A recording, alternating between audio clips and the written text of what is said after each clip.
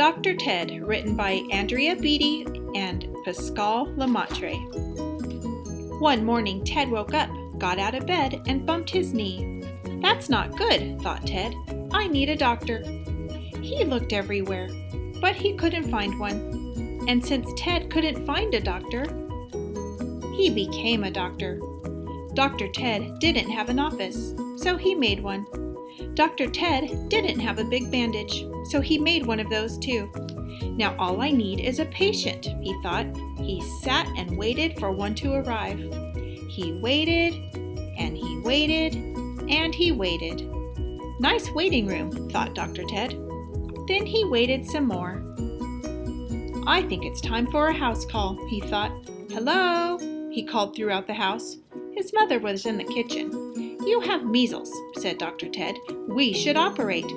Those are my freckles, said his mother. Eat your breakfast. At school, Dr. Ted sat in the third row of Mrs. Johnson's class. All around him, students coughed and sniffled and sneezed. Dr. Ted smiled. Patients, he thought. The patients were very germy.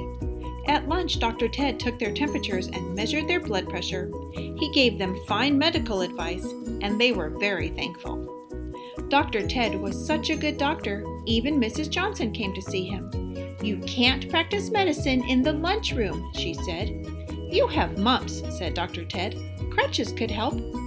Those are my cheeks, said Mrs. Johnson. Eat your lunch. Principal Bingham walked in. Dr. Ted could tell he was very sick. He needed a doctor. We already have a school doctor who visits on Fridays, Principal Bingham said with a smile. You have gingivitis, said Dr. Ted. You need a full body cast.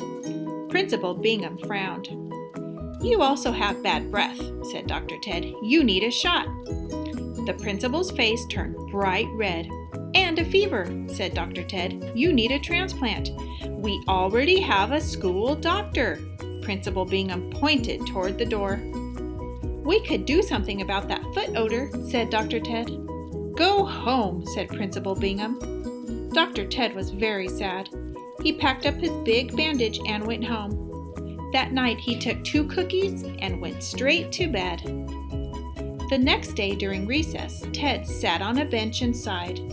He watched Frances Sylvester do gymnastics on the monkey bars. She was very talented. Everyone thought so, especially Mrs. Johnson and Principal Bingham. Frances finished her routine with a triple twisting somersault. She landed on Mrs. Johnson. Ouch! Cried Mrs. Johnson. My ankle! Principal Bingham ran this way and that. Help! He yelled. Call an ambulance! Call the fire department! Call the library! Just call somebody! But Dr. Ted was already there. He wrapped Mrs. Johnson's ankle with a big bandage. He checked her vision and her tonsils. Take 2 cookies, he said. You'll feel better in the morning. Just then, the ambulance arrived and the fire department and the librarians. It's a good thing you had Dr. Ted, they all said. There's always room for another school doctor, said Mrs. Johnson. My work here is done, said Dr. Ted. Keep the bandage. Principal Bingham's face turned bright red.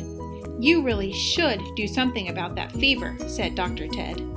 That night, Dr. Ted closed his office, packed away his stethoscope, and went to sleep, knowing he had done a good job. The next morning, Ted woke up, got out of bed, and sniffed the air. It smelled like burnt toast. That's not good, thought Ted. I need a fire truck. Da-da-da-da. The end.